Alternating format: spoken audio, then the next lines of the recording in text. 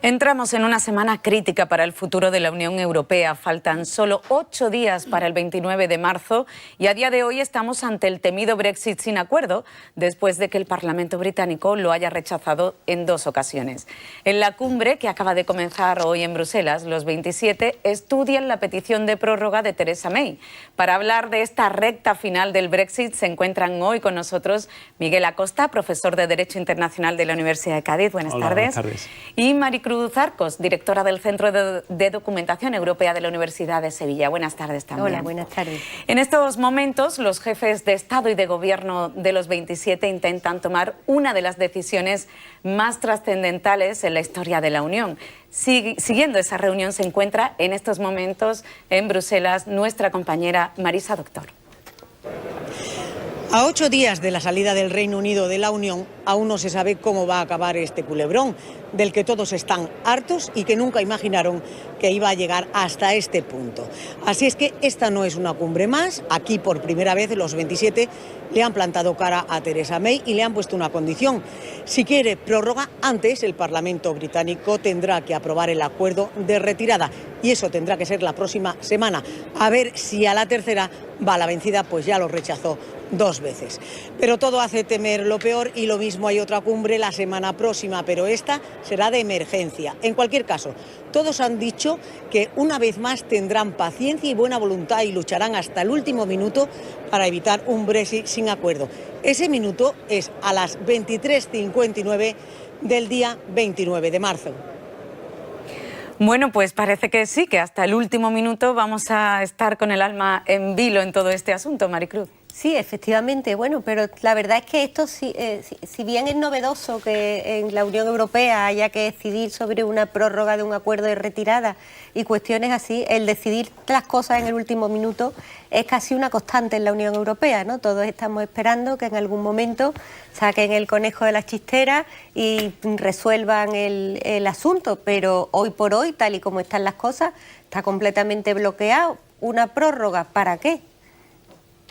Sí, claro, Miguel. Claro, la cuestión es qué podemos sacar en claro con una prórroga, sean de 3 meses o sea hasta el 22 de mayo. Pero el 22 de mayo no es baladí. ¿Por qué el 22 de mayo? ¿Por qué el presidente del Consejo Europeo establece una posible prórroga hasta el 22 de mayo? Muy sencillo, porque si Reino Unido pretende una prórroga hasta el 30 de junio, inevitablemente, le guste o no, porque May está en contra, tiene que participar en las elecciones europeas, al Parlamento Europeo. Pero claro, desde el momento en el que el Tribunal de Justicia dijo en diciembre que es posible incluso la retirada, a todos los efectos, sí mismo, Reino Unido sigue siendo miembro de la Unión Europea. Vamos a ir paso a paso en este escenario, porque empecemos por la petición de Theresa May. Ella está pidiendo 3 meses de prórroga. 3 meses que, como tú bien apuntabas, la primera pregunta que surge es ¿para qué? Y ¿cómo se va a articular esos 3 meses cuando el Parlamento británico no se ha puesto de acuerdo en 2 años? ¿Qué va a ocurrir para que se ponga de acuerdo en 3 meses? El sentido de la prórroga, que está previsto en el propio artículo 50 del tratado, es para terminar de ajustar lo que ya está hecho. Es decir, si estuviera aprobado el acuerdo, pero ahora hace falta, claro está, ajustar el ordenamiento jurídico del Reino Unido para poder llevar a cabo ese acuerdo, pues efectivamente puede no cerrarse la ventanilla a 29 de marzo, sino dejar un plazo razonable, pero ya con el acuerdo cerrado.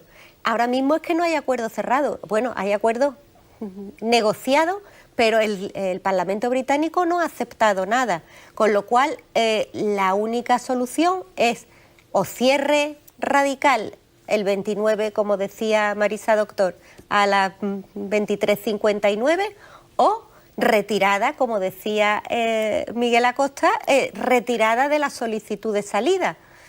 Creo que son las únicas vías que hay. Revisamos, por ejemplo, la fecha de la prórroga, ¿no? Que Theresa May apuntaba el 30 de junio.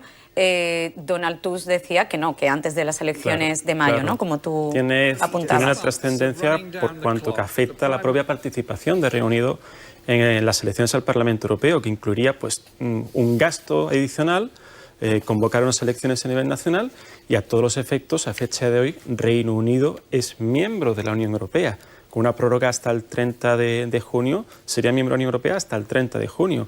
En cualquier caso, ¿Qué opciones caben? Desde mi punto de vista, dos grandes opciones. La primera de ellas, que entre hoy y mañana se consiga esa declaración interpretativa a efectos de que el backstop en la frontera de Irlanda pues no sea de carácter permanente, que quizás con eso podría permitirse una tercera votación que nadie apuesta porque vaya a seguir adelante. Y esto implicaría inevitablemente el fin político, si ya no lo es, de Theresa May. Y una segunda opción que lo que se le ofrezca a Reino Unido es una prórroga amplia de un año, de 9 meses, un año. Eso implicaría, desde mi punto de vista, dimisión de Theresa May, nuevas elecciones, con lo que eso se podría abrir, que es, por ejemplo, un segundo referéndum, una retirada del artículo 50, pero en esta segunda opción, en Reino Unido participaría en las elecciones al Parlamento Europeo, porque en cualquier momento, incluso mañana mismo, Reino Unido puede retirar la petición del artículo 50. Bueno, en estos momentos se encuentran reunidos los 27 jefes de Estado y de Gobierno. Hemos oído a Donald Tusk en estos días decir pues, que la condición sine qua non era que se aprobara el acuerdo de retirada en el Parlamento británico. También le hemos escuchado apostar por una prórroga más larga, no de 3 meses, sino más larga. Parece que está dispuesto a ceder a que esa prórroga sea más corta, como sugiere Theresa May. Pero ¿qué pasa con el resto de países? ¿Cuáles son las sensibilidades de los distintos países en esa reunión que se está produciendo en estos momentos? Sabemos que España y Francia, por ejemplo, son bastante más duros que Alemania, ¿no? Claro. ¿Cuál es la situación en esa mesa de negociación? España y Francia, entre otras cosas, son reacios a una prórroga larga, de manera que tuvieran que volver a hacer elecciones al Parlamento Europeo, porque tanto España como Francia perderían los 5 diputados extra que tenemos a consecuencia de que no hay diputados británicos. Entonces, en vez de tener 59 de 705, tendríamos 54 de 751. Nuestro porcentaje de participación se reduce con la presencia de Reino Unido. No obstante, creo que el problema para Reino Unido para convocar las elecciones al Parlamento Europeo, aparte del económico que apuntaba Miguel, sería sobre todo social. Y el problema no lo llevaríamos los europeos, puesto que imaginemos que se hacen esas elecciones. De esas elecciones no se sabe qué puede salir como diputados británicos que se sienten en el Parlamento Europeo, pero podríamos tener a un montón de destructores de la idea europea sentados en el Parlamento y legislando en nombre de la Unión Europea, legislando para destruir la Unión Europea. Sería kafkiano, aparte de la contradicción social que se da dentro del propio Reino Unido, donde ni siquiera podemos decir que los laboristas están todos a una o los conservadores todos a una, sino que hay una mezcla. Sí, hay incluso algunos que piensan que una prórroga larga de un año, y esto es una participación de Reino Unido en el Parlamento Europeo, podría ser incluso positivo para el propio país, para el propio Reino Unido. ¿Por qué?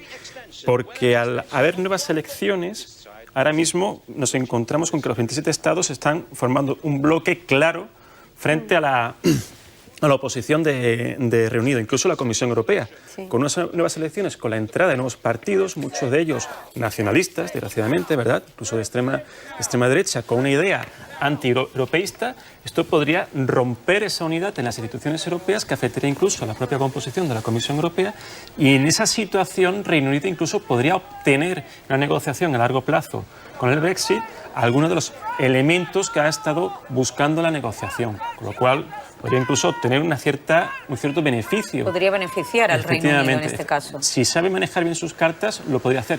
¿Qué ocurre? Pues desde que empezaron las negociaciones hace 2 años, todas las iniciativas, una a una de las que han existido, han sido por parte de Bruselas. No ha habido una sola iniciativa por parte del Reino Unido. Con lo cual, si bien esta visión es factible, es bastante utópica, porque realmente el Reino Unido no ha hecho absolutamente nada en las negociaciones a la hora de plantear una propuesta clara de salida. Pero bueno, puede estar ahí, digamos, una motivación para el Reino Unido a aceptar una prórroga larga. Sí, el presidente del Consejo decía que, que aceptar esa prórroga del 30 de junio acarrearía unos problemas legales y políticos a la Unión Europea de difícil encaje. Entre otras cosas, por esa opción de, que haya diputados del Reino Unido sentados en el Parlamento cuando se quieren marchar al mes siguiente. Entonces, ¿Qué pasaría en el caso de una prórroga larga? ¿Esos diputados tendrían que salir una vez que se haga efectiva la salida del Reino Unido, del Parlamento, digo, de las instituciones europeas, o permanecerían allí hasta las siguientes elecciones? ¿Qué escenario? En el caso de una prórroga larga, desde luego, habría elecciones en Reino Unido, habría diputados británicos, y lo que cabe esperar, en principio, hasta que salga el Reino Unido o hasta el final del mandato, depende de cómo se negocie la salida, pero lo que cabe esperar es que una prórroga larga efectivamente cambie la voluntad del Reino Unido. Espero que no, como señalaba Miguel, que es una posibilidad, una opción es que esta prórroga larga la utilice para minar la unidad de los 27 y la Comisión, ¿no?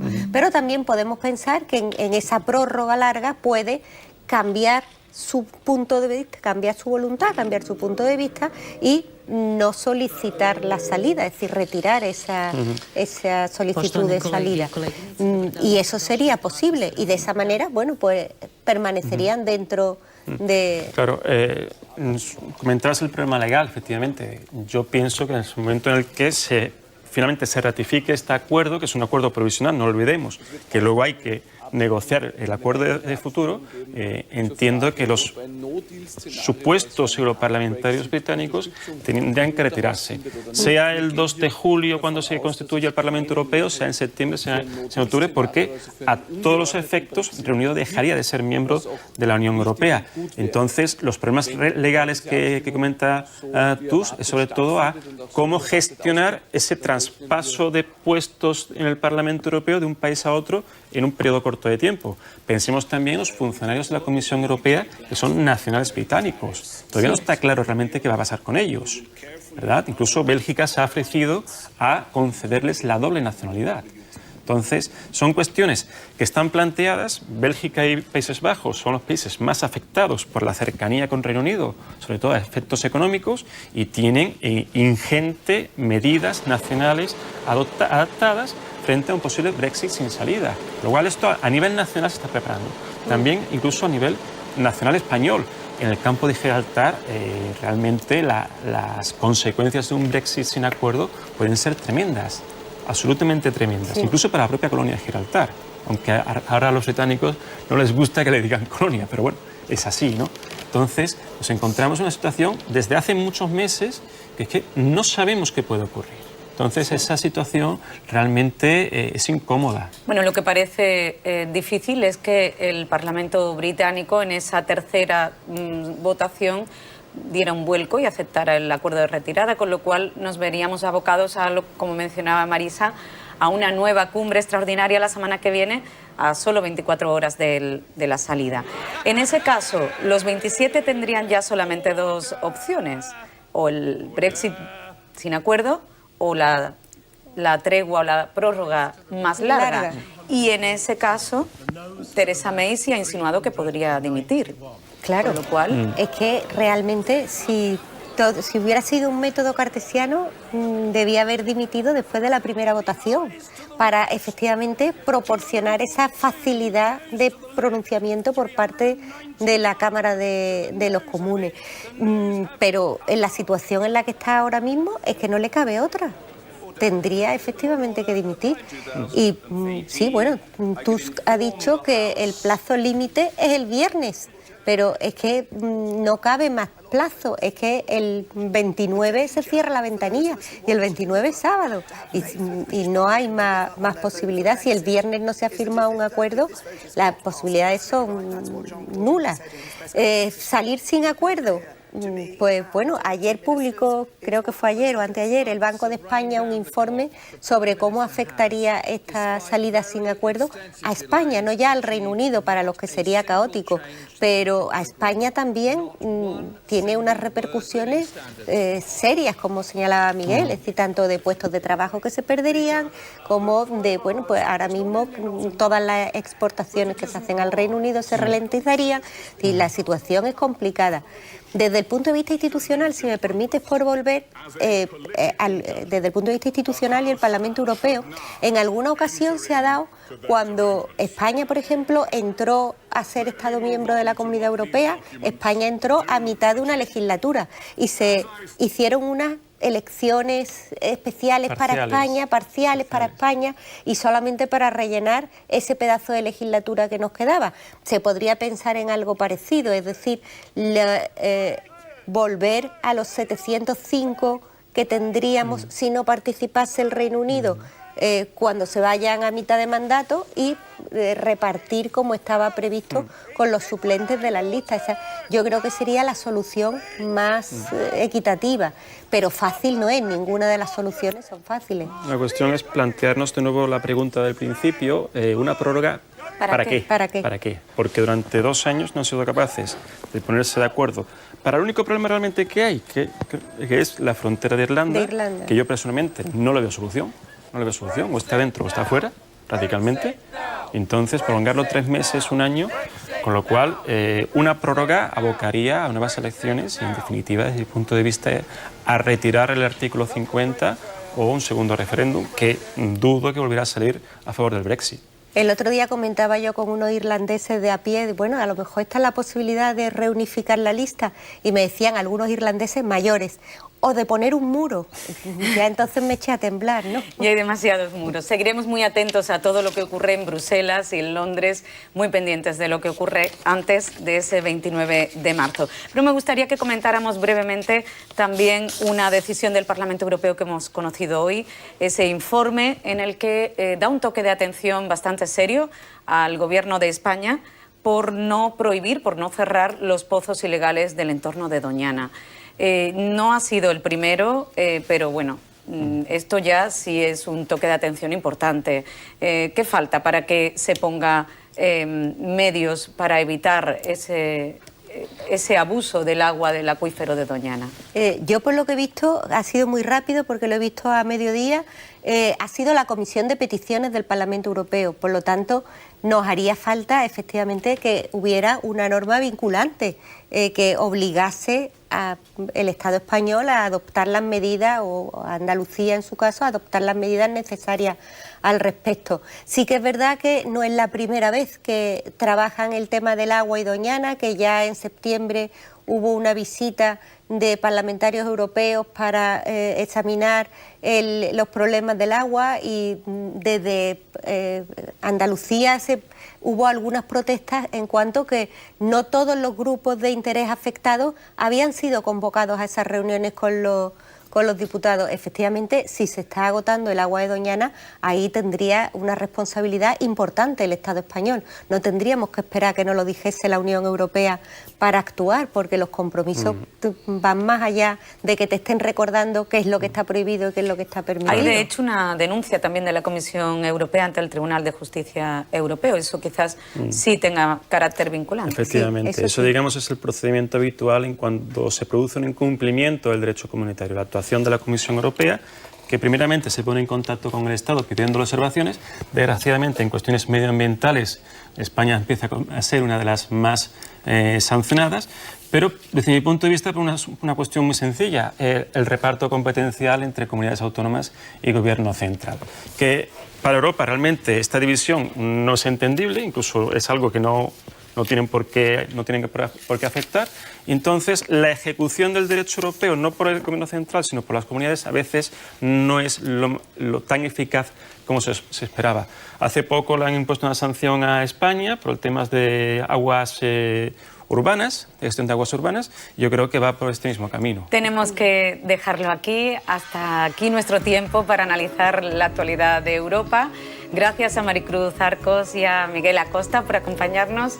Se quedan ya con Andalucía al Día Deportes y Ángel Gámez. Nosotros volvemos sobre las 6:15 con más noticias. Hasta luego.